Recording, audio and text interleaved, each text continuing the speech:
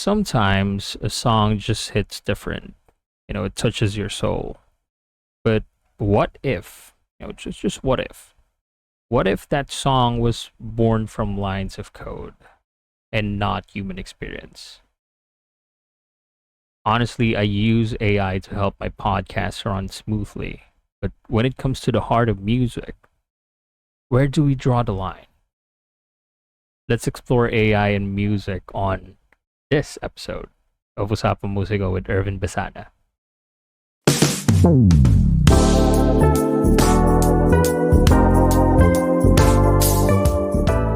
All right. Welcome back. Welcome back. I hope you guys are having fun. Welcome back to Usapang Musiko with Ervin Besana. Of course, my name is still Ervin Besana, and thank you so much, guys, for tuning in. We are now on episode 4, which is AI in music, and let me just start the conversation by saying that I'm fairly sure that you guys heard about companies like Stage Zero being founded by the legendary producer Timbaland, which is all about creating AI artists like Tata, which is making a scene right now, or Suno AI, a website that lets anyone generate full songs, with vocals, music, and lyrics just from a text prompt. And these aren't just ideas anymore. They're here and they're making waves. So for stage zero, just for everyone's benefit. So I think this was I'm not really sure when was this um founded, but it's really a trending topic right now because it's a new AI record label founded by the one and only Timbaland. I'm pretty sure you guys are very much aware of um, Timbaland's songs from and artists that he collaborated with, such as Justin Timberlake, um, Mary J. Blige, I think, if I'm not mistaken. But yeah, you can just check out his music. And then just for the benefit, Suno AI. Suno AI is a music generation platform that uses AI to create songs. I mean, it's pretty clear. You can now use AI to create songs. You can create full songs, including vocals and instrumental elements, from just a simple text prompt. And for me, and I think for many of us who love music deeply, the question is, will these AI tools start to blemish the art and the passion in music? And the underlying question here, the underlying question, that's my favorite term today. The underlying question is, when does too much AI become enough already? So before we we dive deep into this conversation, let me just share. Let me be honest with you guys. So before we get into the discussion, let's talk about the good side of AI and how it can truly help us without taking over our creativity. And I'm gonna be honest. I've already told you guys I'm gonna be as honest as I can. I actually use AI. If you're not aware, right now I'm reading a guided talking point that I use AI with. I use AI a lot for my podcast, for this podcast. I use AI to help me with things like, my show notes, organizing episode guidelines, and, a lot of behind the scenes stuff that takes up time. I use Canva, which is, I don't know if I label it as AI, but it generates my thumbnails. I use Riverside to generate clips that I post on my social media platforms, and I use AI to generate the descriptions of those what do you call this, those clips. And think of it like this: I want AI to clean my home and handle the chores while I get to focus on what I'm truly passionate about. Like generating ideas for this episode, digging deep into music, and connecting with you all. And the key here is that I'm still generating the ideas myself. Let me just be clear. I use AI, but all of the ideas, the episodes itself, the thoughts behind it, the conversation, the topic points, it all came from me. I just use AI to expound it and to make it into an episode for like 20 to 30 minutes, like a guided way on how I do my episodes. Because from past experiences, I tend to talk a lot, go out of the conversation just to make sure that I hit probably the 45 to 1 hour mark, which it's kind of, I don't know if the term is correct, but convoluting, because I go from ideas, conversations, to another conversation, to another topic, which doesn't have really a straight line in it. And again, I'm still generating the ideas myself. The core, the spark, the passion that comes from me. AI is just a super efficient assistant that frees up my time to do what I love. I remember, doing. I have, if you guys are not aware, I have my own podcast before with Eljo Mayakal of For the Vibes, and formerly with Sai and Musika Iho. We have our own podcast and we talk there for like hours on end. And there's no use of AI back then. We don't have generated all of I mean, it's still the same thing. We still generate the idea, but we don't have like a talking point. We just come up with, okay, so this is gonna be the first topic, the second topic, the third topic, and fourth topic, that goes on and on. That takes up like an hour or 1.5 hour, which is kind of tiring to listen to be honest. And I find AI really helpful because it works as, it works to free up my space to do what I love to do, which is this recording.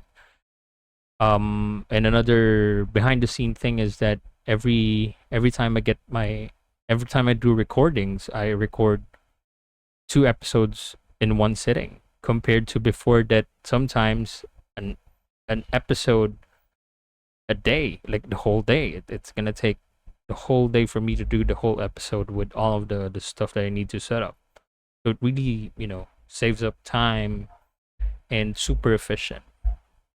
Now the question here is, what happens when AI isn't just, cleaning the house or being an assistant, but actually writing songs and singing melodies and producing the entire track with, minimal human input, as as we're starting to see with some of these new platforms.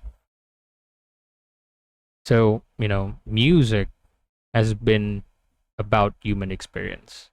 Let me reiterate this and go back to that. Music has and will always be about human experience. Human experience is like, joy, heartbreak, struggle, triumph. It's raw emotions and the unique life story of an artist that makes us connect deeply with a song. If a song is generated by AI from a prompt, where does that, human passion and genuine struggle come in? And, who is the artist? Who is the artist when a computer generates the song? Is it the person who typed the prompt? Is it the AI itself?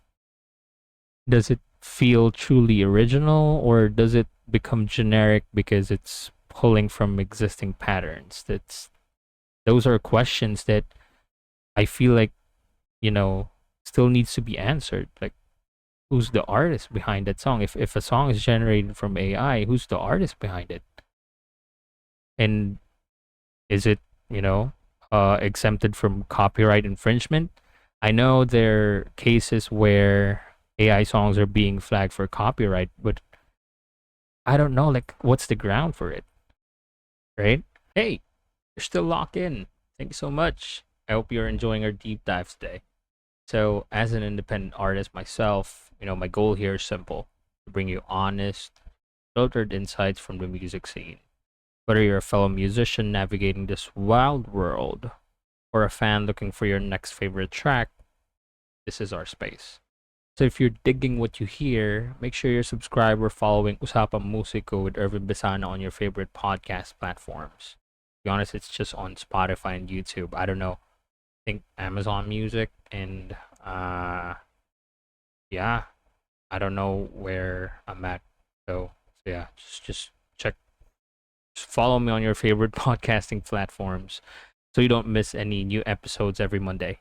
And let's keep the conversation going. You can find me on all my social media channels, on Facebook, Instagram, and TikTok. Just type in my name, Ervin Besana. And then for YouTube, just type in Ervin Besana as well. And then for Spotify, just type in Usapang Musiko with Ervin Besana.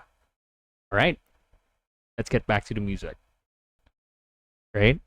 And here's the an ethical question. What about using AI to create songs in the style of artists like Michael Jackson, Tupac Shakur, and any other legend whose voice is instantly recognizable?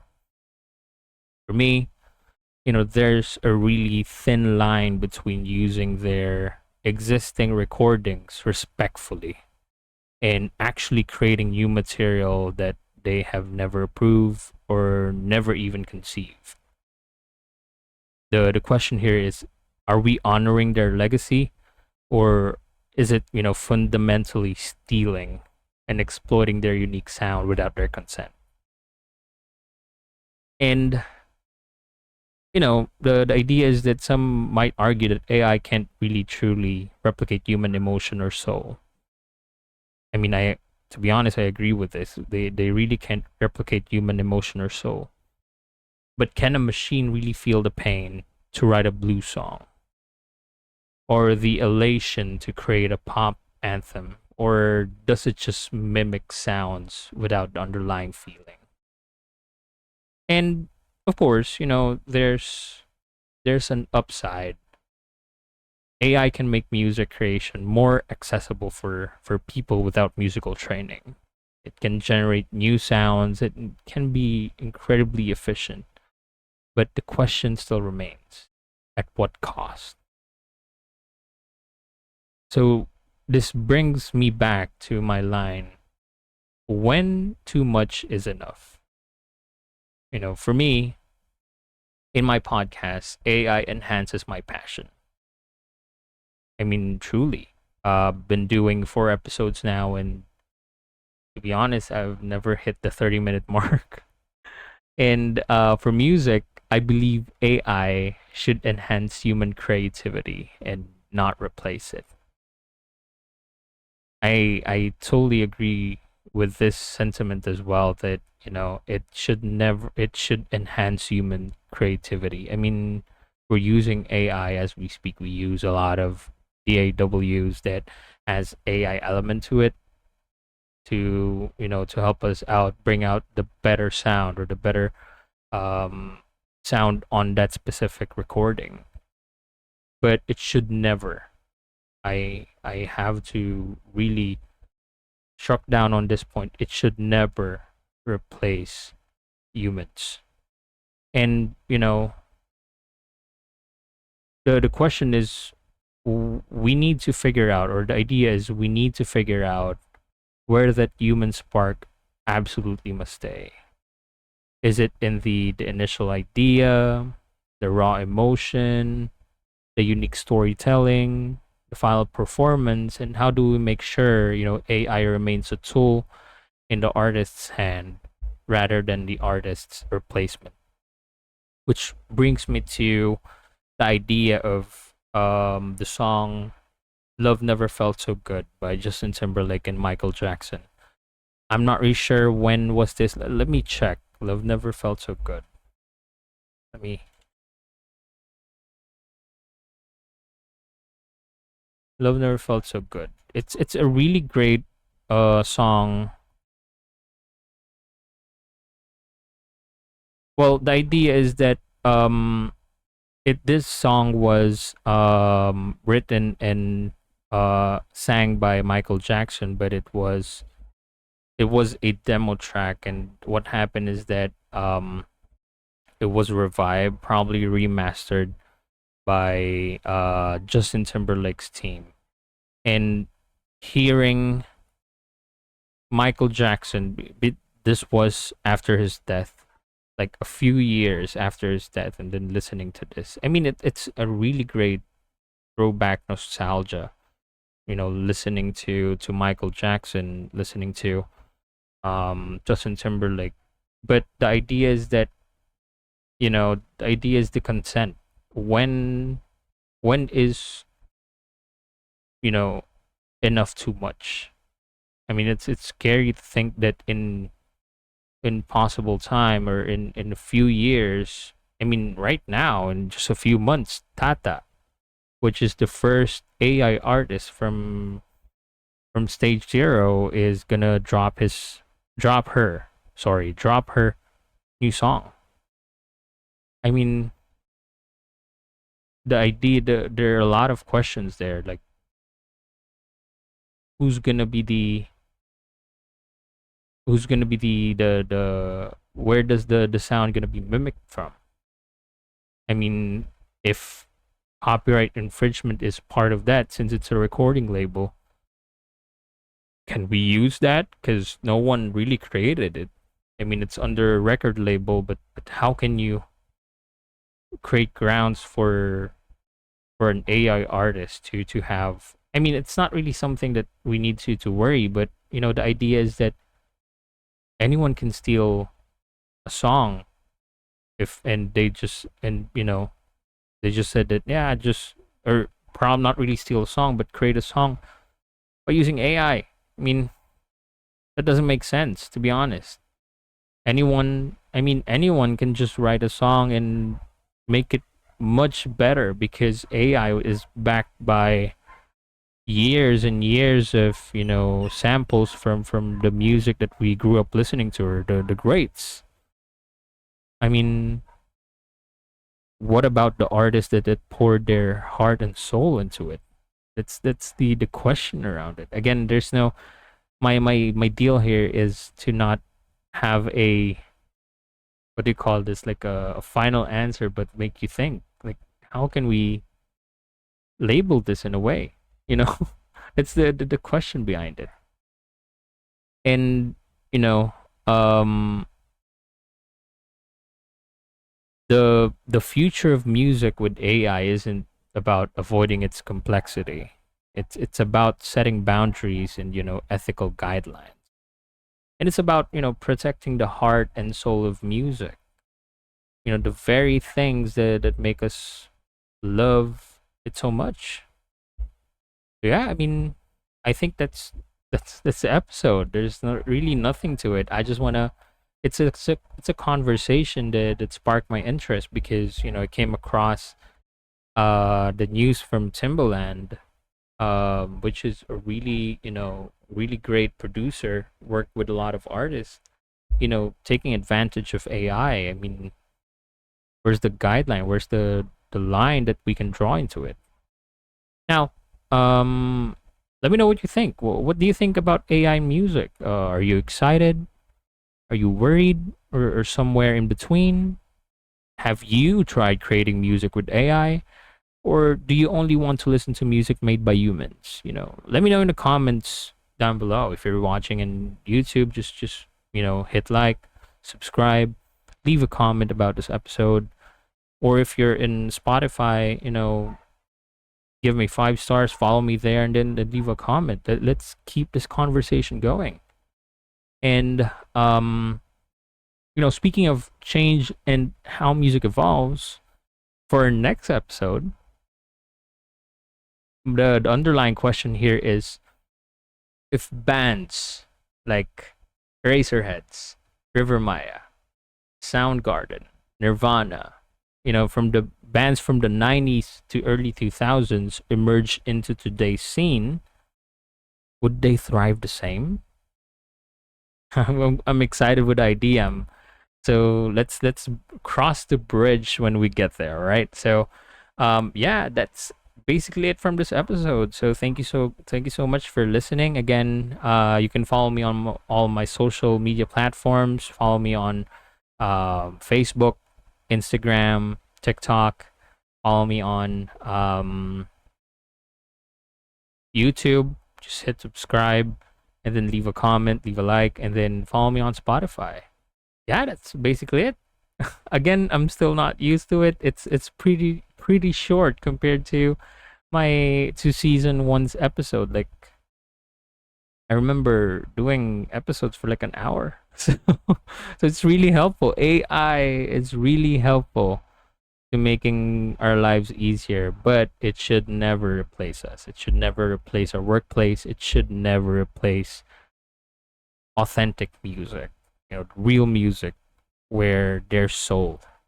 So yeah, I mean, that's it. Again, thank you guys for watching or listening. My name's Ervin, and thank you. Bye.